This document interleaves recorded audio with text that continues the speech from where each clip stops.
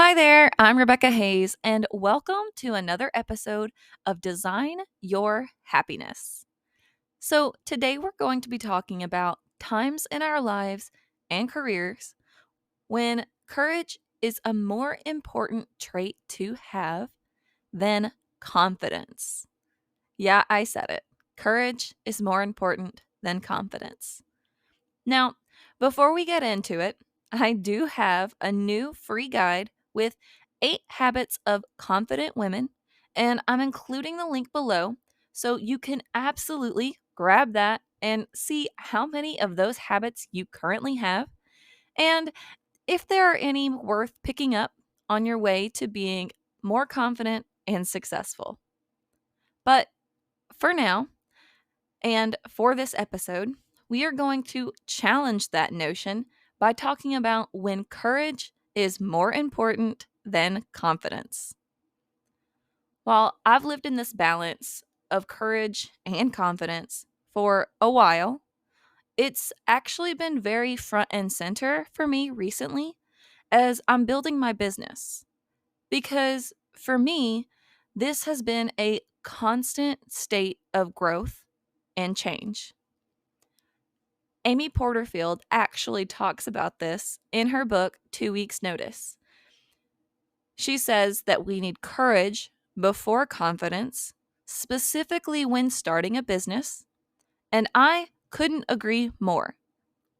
But I actually find it to be true anytime we're in a period of change.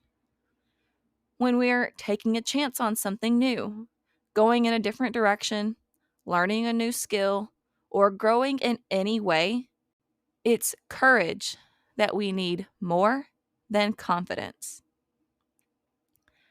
So, when you raise your hand and go for that promotion at work, that's courage that gets you in the door. Or when you put yourself out there after a relationship ends or after a setback in your life, that's courage. In most of these situations, your confidence is shaky at best, or it's taken a hit, right? Specifically, when we get knocked down or when we have a setback, our confidence took a hit. So it's in no state to give you the boost you need to get what you want. Instead, it's courage that dusts you off and tells you to keep going. To put it simply, courage is what allows you to put yourself out there, to risk failing or being rejected, which is something we can spend a lot of our life avoiding.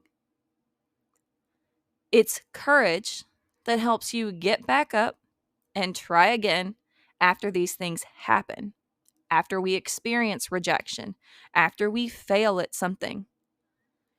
And it's courage that gives us that edge or that willingness to keep going, even if we're a complete beginner, if we have no idea what we're doing, or when we're doing or saying or feeling something that's totally different from what we've done before, or from everything those around us are saying or doing or feeling.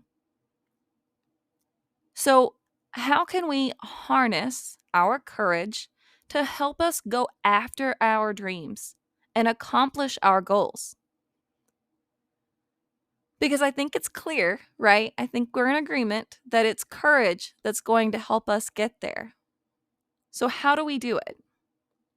Well, one thing that has actually become quite popular, so you'll hear a lot of people talking about it, although we don't always talk about how it's helpful, and that is understanding why you want to do this new thing or why you want to grow in this way. Why is that chance or that risk worth it?